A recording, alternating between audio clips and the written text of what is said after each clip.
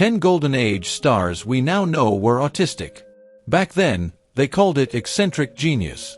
The stone-faced comedian who would risk his life to perfect a stunt on the 67th take. The mysterious screen goddess who hid from cameras yet commanded the silver screen like no other. The obsessive director who demanded every prop be placed at a precise angle, dismissed at the time as mere perfectionism. What no one realized was that these quirks weren't just personality traits, they were signs of minds wired differently. Minds we now understand were likely on the autism spectrum. Hollywood's golden age didn't have the language to describe autism. The word barely existed outside medical journals.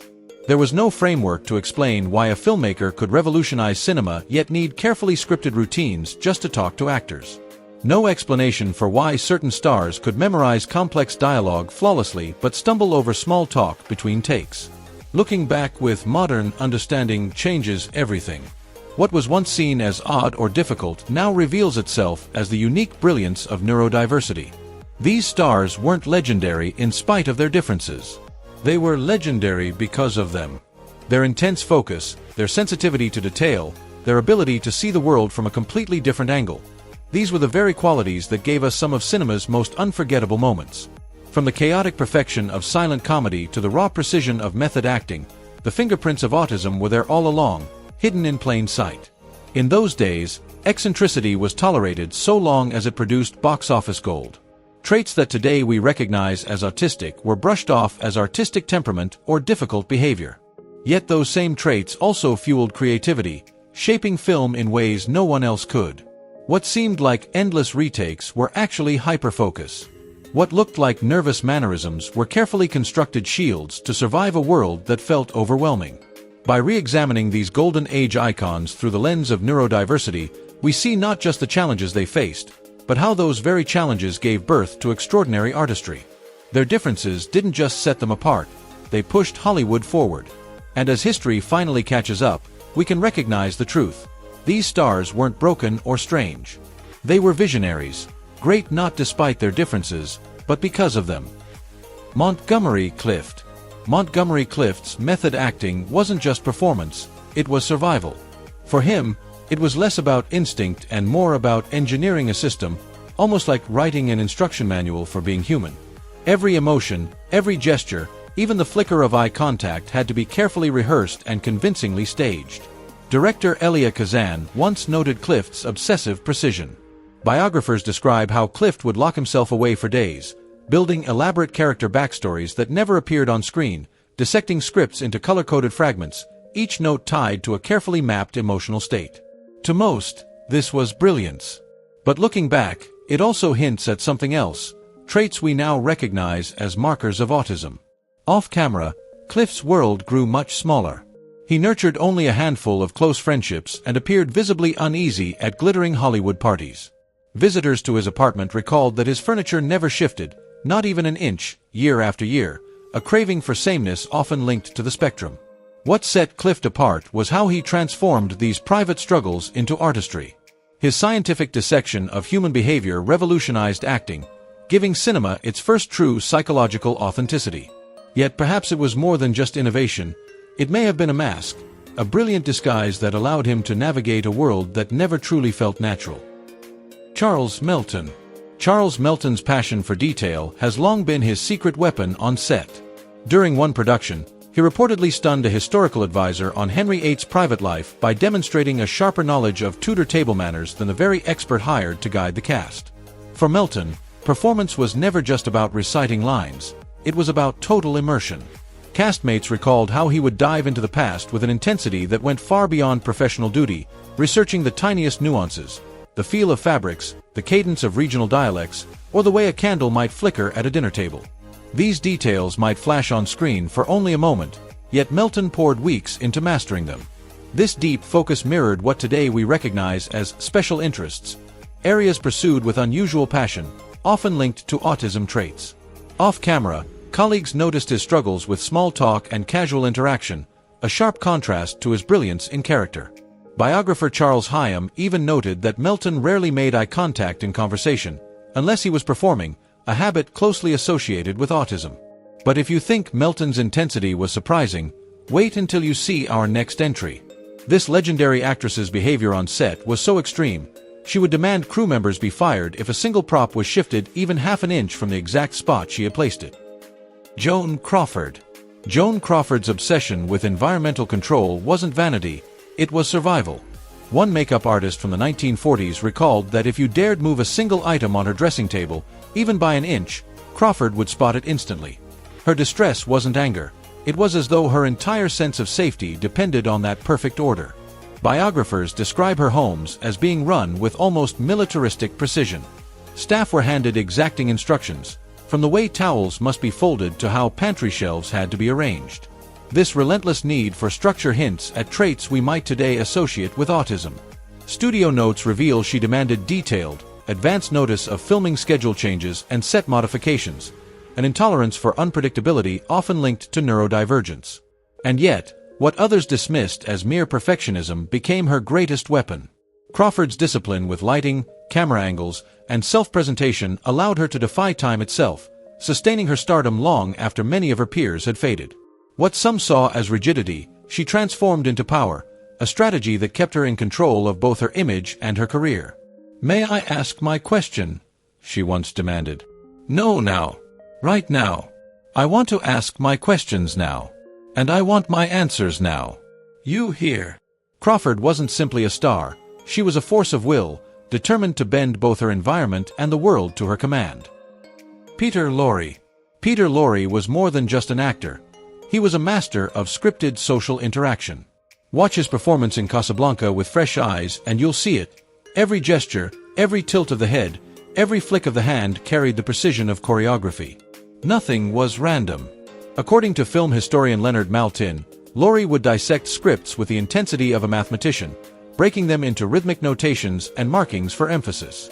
It was an almost scientific approach to dialogue, one that mirrored traits often associated with autism, where communication can be structured through explicit systems rather than instinct.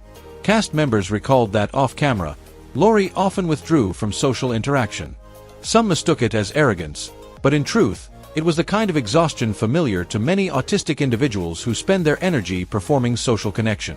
His notorious sensitivity to sound and lighting on set, frequently labeled as difficult behavior, also reflected sensory processing differences that made the filming environment overwhelming.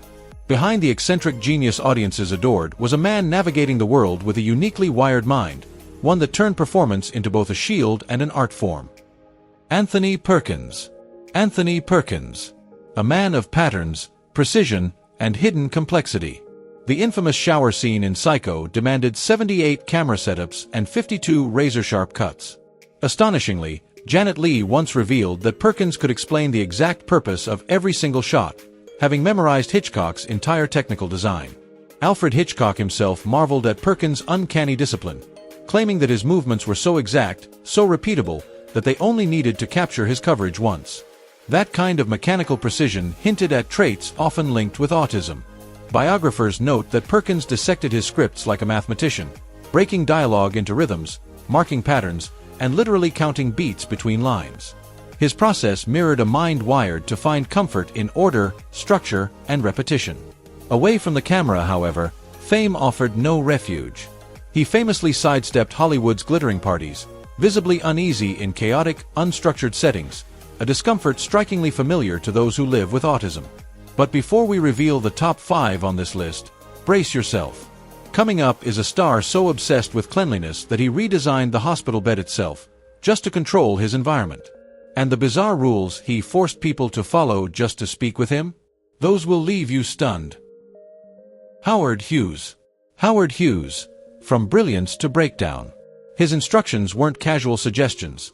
They came with diagrams, precise measurements, and strict orders for how every object should be arranged. This wasn't about preference. If a single detail strayed from his system, he unraveled completely. One former employee recalled how Hughes's legendary isolation was less eccentricity and more what today experts might recognize as the untreated progression of autism traits. In his early film career, production notes reveal how Hughes obsessed over technical details that most producers ignored.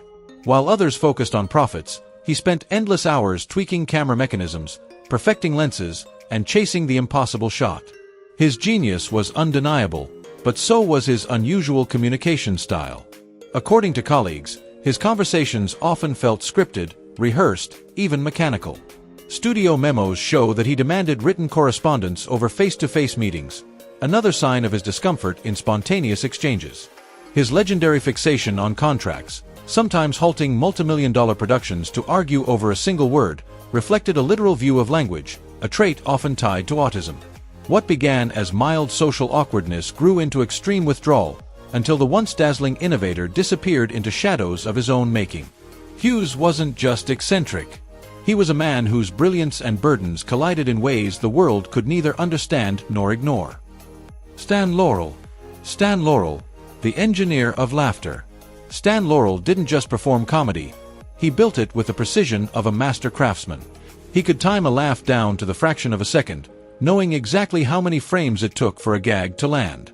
What looked like effortless slapstick was, in truth, mathematical brilliance disguised as silliness. Unlike the wild improvisations of other comedians, Laurel's routines were meticulously designed. Film historians note that he would rehearse and record scenes over and over, timing each movement and reaction to the millisecond. In the Hal Roach archives, production notes reveal his genius. Comedy routines sketched out like blueprints, with movements charted in diagrams and timing marked with surgical accuracy. It was comedy as architecture, laughter engineered with exacting care. Some biographers even suggest that Laurel's obsessive focus and social habits, shying away from industry parties, appearing distant in groups, yet laser-focused in one-on-one creative sessions, reflect traits we might now recognize as autism. His most famous character embodied these quirks: literal interpretations, mechanical precision in movement, and endlessly subtle variations on repetitive routines. Audiences laughed because Laurel could find infinite humor in the tiniest shift of a pattern. Behind the clownish bowler hat was not just a comedian, but a quiet architect of joy, building humor piece by piece until it reached perfection. Greta Garbo. Greta Garbo. A woman wrapped in silence, mystery, and perhaps something far deeper than the world ever knew. Her famous line, "I want to be alone," has long been read as a cry for privacy. But what if it was something else? A survival instinct. Through the lens of modern understanding, her withdrawal begins to resemble the struggles of someone navigating autism. On MGM sets, records show Garbo demanded unusual conditions that baffled directors at first. Lights adjusted to precise levels, as few crew members as possible, and absolute silence between takes. Far from diva behavior, these were ways of managing sensory overload. She wasn't being difficult, director Clarence Brown once remarked. She simply couldn't function in the chaos most actors ignored. But in the right environment, she could reach emotional depths others never touched. Even her communication bore traces of difference. Biographers note she avoided interviews unless she could script them in advance. Co-stars described conversations that moved like parallel lines, side by side, but never quite intersecting. What the world once dismissed as aloofness may, in truth, have been the unique rhythm of a woman whose brilliance required protection from the noise of the world. Harold Lloyd. Harold Lloyd wasn't just a daredevil. He was a master of risk analysis and pattern recognition. His legendary clock-hanging stunt in Safety Last looked like sheer bravery, but behind it was razor-sharp calculation. Film historians reveal that Lloyd tested every handhold under strict conditions, mapping out angles, forces, and trajectories with the precision of a human physics engine. He could tell you exactly how many inches his foot had to shift, how his weight needed to pivot, and how to make the impossible look effortless. One cameraman later remarked, "It wasn't reckless courage. It was engineering disguised as comedy." That so-called spontaneity was, in truth, mathematical choreography, traits we might now associate with heightened pattern recognition often linked to autism. Biographers note Lloyd's obsessive focus on technical fascinations, photography, early stereo systems, and intricate clockwork mechanisms. These weren't passing hobbies, they were deep dives into knowledge. Combined with his preference for small, intimate gatherings over Hollywood's bustling parties, these qualities align with traits many now recognize as neurodivergent brilliance. In fact, his filmmaking style was so rooted in this analytical approach that scholars have compared his gags to physics equations, visual comedy born from precision. And just wait until you hear what his wife once confessed about living with a man whose life, on and off screen, was ruled by this relentless logic. Buster Keaton. Buster Keaton, the autistic perfection of physical comedy. His wife, Eleanor, once confessed, living with Buster was like living with someone from another planet who spoke a different language. Off camera, his face revealed almost no emotion. That famous stone face wasn't just an act, it was who he truly was. His legendary precision wasn't simply athletic ability, it was something modern experts might now recognize as traits of autism. Film historians note that Keaton could repeat impossibly complex stunts with flawless accuracy, take after take, as if his body carried a built-in memory for motion far beyond ordinary control. Cinematographer Elgin Leslie marveled, he saw physics differently. He could calculate trajectories, timing, and force with more precision than any engineer I knew. This uncanny instinct for mechanics mirrors the pattern-focused processing often found in autistic minds. Family accounts and early interviews describe him as literal, structured, and deeply routine-driven. Socially, he seemed distant. But on screen, those very traits became his genius. The revolutionary comedy that immortalized him wasn't created despite these differences, it was powered by them. His unique cognitive wiring allowed him to visualize possibilities no one else could even imagine. And Keaton wasn't alone. Across Hollywood's golden era, the hallmarks of neurodivergence shaped artistry in ways long overlooked. Garbo's sensory-driven depth, Crawford's methodical longevity, Cliff's systematic emotion. What society once dismissed as obstacles were, in truth, hidden engines of creativity. The intense focus that made small talk hard gave Keaton the razor-sharp timing that redefined comedy. The pattern recognition that overwhelmed social settings gifted him the mathematical rhythm that made audiences roar with laughter. These were not weaknesses, they were extraordinary strengths. So the next time you watch a silent classic, look closer. Notice the flawless precision, the structured emotional depth, the visual rhythm that feels almost mathematical. Perhaps you're not just watching great performances, you're witnessing the fingerprints of neurodiversity written into cinema's very foundation. Which of these legends surprised you most? Did you ever sense these patterns before knowing the autism connection? Share your thoughts below. We'd love to hear how this perspective changes your view of Hollywood history. And if you enjoyed this deeper dive into the hidden brilliance behind classic cinema, be sure to like this video and subscribe for more untold stories of the stars who shaped our cultural imagination.